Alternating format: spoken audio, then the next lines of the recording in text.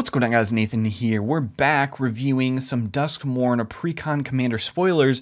Today we are talking about Winter Cynical Opportunist, which is quite a bizarre name, I might add. How can you have an opportunist who is cynical?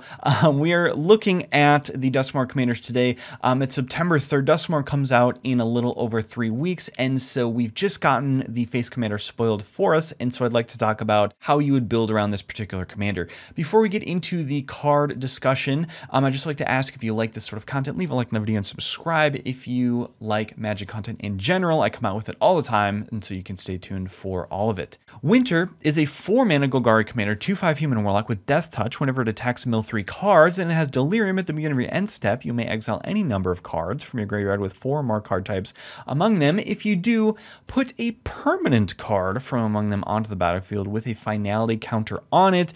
And of course, for those who don't know, a finality counter means that if the creature would die, or permanent, I guess in this case, would die, it is exiled instead.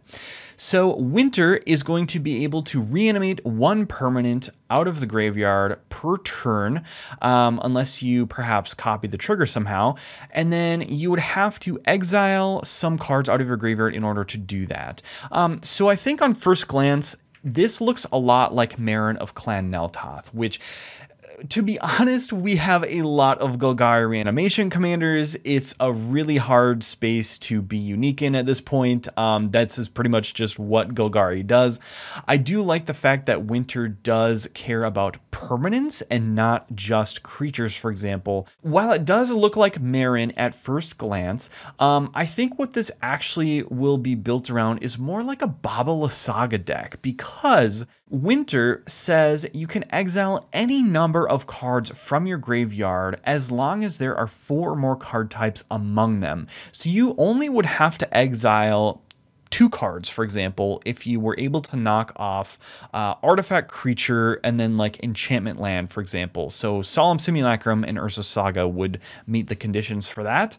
And so Baba Lysaga, you might want to look at, if you're looking to build around Winter, look at her page for interesting cards that meet multiple type criteria. And so that's what I'm actually going to be focusing on within this video. With that, we probably want to be looking at some self-mill options that meet multiple criteria types. So Nyx Weaver is going to be an enchantment creature at the beginning of your upkeep, mill 2 cards.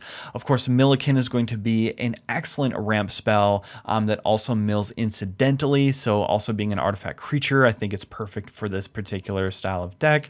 And of course, the big bombs that we want to be reanimating would be your Blightsteel, Colossi, Nyxbloom Ancient. Of course, these are going to be multiple types on them, and they're going to be essentially game-ending bombs once you reanimated them out of the yard as well. And then I think we have a couple of tech cards here. So if you really care about those finality counters, you can run Aether Snap to remove all counters from all permanents and exile all tokens. I would only recommend running Aether Snap in a token heavy meta.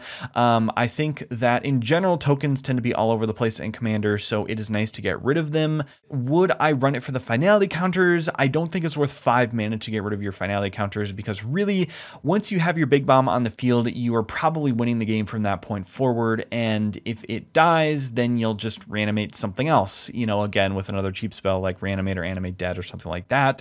And speaking of reanimation spells, an interesting little synergy I found is that split cards do count as both types. So specifically, there's only 1 card in Golgari that can do this.